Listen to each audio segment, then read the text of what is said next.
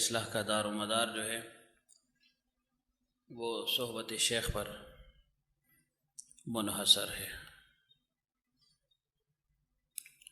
لیکن صرف صحبت بھی کافی نہیں۔ بہت سے لوگ ایسے ہیں جن کو صحبت حاصل ہے لیکن پھر بھی اصلاح نہیں ہو رہی۔ اس کی بنیادی وجہ یہ ہے کہ نری صحبت کام نہیں دیتی، صحبت تبھی کام دے گی جب صحبت میں آنے کا مقصد بھی پیش نظر ہو، کہ صحبت میں آنے کا مقصد کیا ہے؟ اصلاح۔ اور اصلاح کے لیے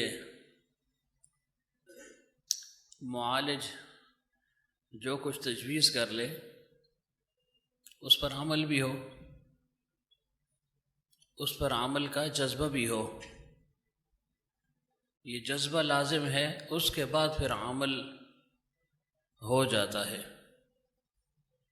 عمل کا جذبہ ہی نہ ہو تو پھر عمل کیسے ہوگا؟